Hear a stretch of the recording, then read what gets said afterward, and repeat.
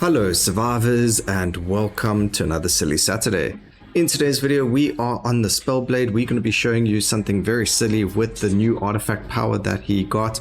So the artifact power itself, let's just go take a look at it. It says create an ethereal clone for a few seconds that casts both of your weapon skills at nearby enemies, and it has the cunning trait. Now I've tried this with a slash and uppercut. It was actually pretty interesting, but I thought it would work a lot better with the scorching edge using firestorm and fiery blades. So they are going to summon their own fiery blades, which is pretty funny and pretty cool to see. So what we're actually going to be doing is running extra help. As you can see, if we go here, it says max units per cast is 1 out of 1. There is only allowed to be a single summon. What's going to happen is there is actually a thing with extra help where it's going to increase it by 1, and you're going to summon 2 of your artifact power every single time. So that's like a little cheat code over there. We're running battle proficiency and extended magazine so that the clones also get prowess and ammunition, and then multicast mastery. We are running skill mastery chaos because we do want bloodlust, and then we are going to also run arcane power so that we can buff them as much as possible as well. And then we for ourselves are going to work on bulwark, finesse and swing. So let's get straight into it and see what damage we can get out of these guys and see how strong they actually are. Fiery blades was already so strong, but now we are going to hopefully summon a lot more of them because of our artifact power. It is going to be interesting. I don't think there's a way we're going to know whether or not they are ours or not. I can't necessarily count them, but we're going to try our best. We do have 7 out already, so we just got to wait for our artifact power to pop off. Their color hopefully is good enough for us to take note of as well. Just gonna have to try and keep an eye out for them, but you'll see 2 I guess miniature Spellblades running around, and those are the ones that are our artifact power. You'll see the firestorms being procced. You'll see 2 firestorms coming out of nowhere, so at least that's going to be really cool, and that's going to keep us doing damage as well. Again, we're just going to be testing how much damage they can output over here, you know, at least in a single cycle. Maybe we'll go into an overlord cycle as well, because as soon as you hit overlord cycles, you do land up proccing them a little bit faster. We do need more attacks actually, so let's go and do that. Okay, we're looking for just something with finesse, fragility. There's our arcane power as well. We do need to grab ourselves the bloodlust as well. There we go, that's fantastic. Get that cast frequency on the bloodlust going as well. Alright, have they summoned yet? Yes, they have. So you can already see there's a lot more of the fiery blades, and then there's the 2 firestorms going from the oh, that looks so cool. That's so cool. And they have cunning now, so when they do find the bosses, as you can see, they do apply their own burn stacks as well, I believe. I see burn going up, and we don't have any chance to apply burn stacks, which means that their firestorms are going to be applying burn as well. So this could lead us to a really strong dot build as well for the fiery blades, because they are able to apply that burn. However, they do die very quickly. As we could see, we did have 2 of them up, but they're already dead. So we got to try and find a way to summon them as quickly as possible, and that's going to be through bulwark and finesse. I think that's going to work really well over here. Swing to arcane. It is going to allow us to get a lot more, but I think the multicast over there is fine. We do just want to grab ourselves the heart-rending strike. There we go, fantastic. And now we can just get cast frequency, and I think we're set to have a very fun time right now. So let's see what happens. Area of effect, if I get area of effect, it's going to cause us not to be able to see everything properly.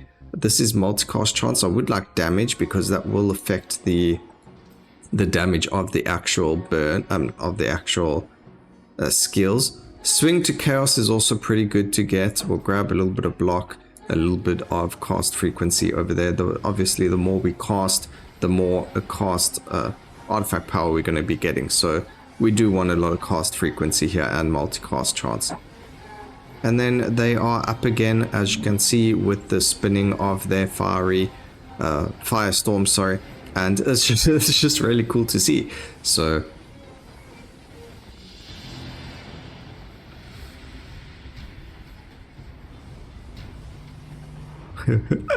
oh, this is so cool. Again, I do think they do die though quite quickly, but this time it doesn't look like they died, so that's really, really good for us. That means they're going to keep going. We do only have 7 fiery blades, that's alright, and their damage counts as something completely separate, so we'll see by the end of this just how much damage they have. Obviously, the further into Overlord cycles you go, this might become stronger because you can get things like more burn. You can get, we're going to just get rid of the expansive and that. We don't need them. So we just banish those. You can get more potency on these and the cast frequency to make them last longer.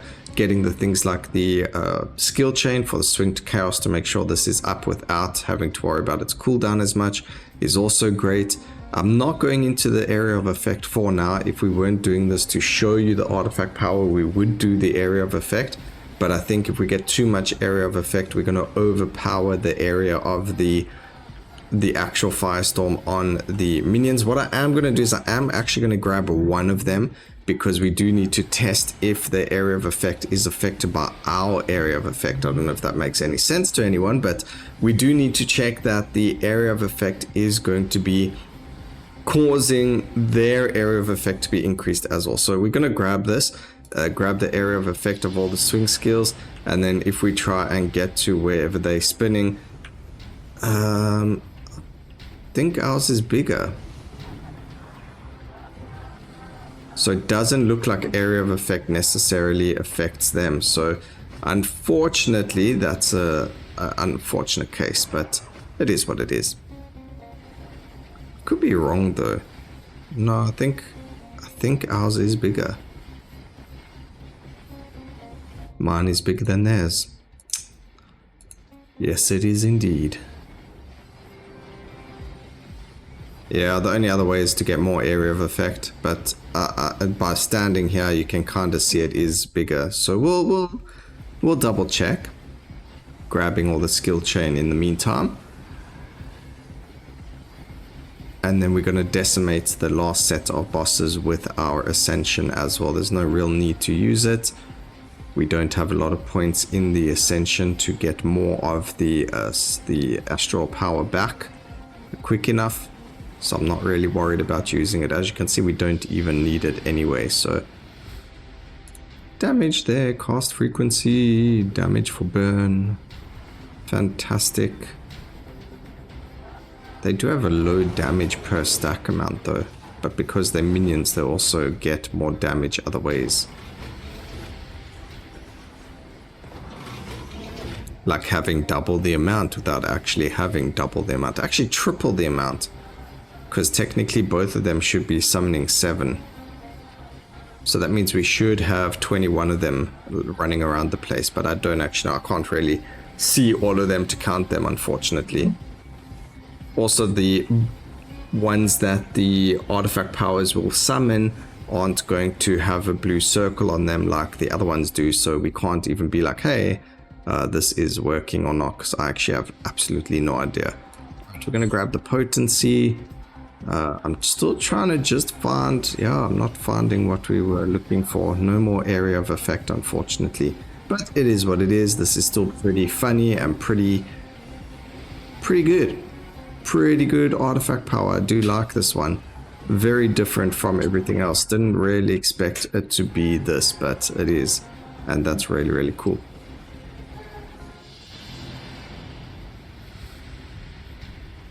Come on, give me...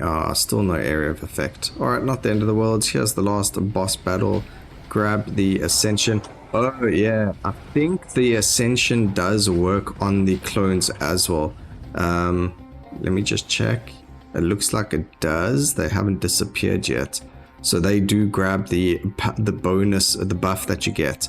So the Imminent Wisdom buffs them as well. So I did forget about that. We should have used it, but it is what it is. That was that. I hope you guys enjoyed it, because that was a really, really cool, fun little build for them, fiery blades. There they are, the ethereal shadows, just coming short of damage of the actual fiery blade and firestorm. I do wonder if their damage, how well they can do.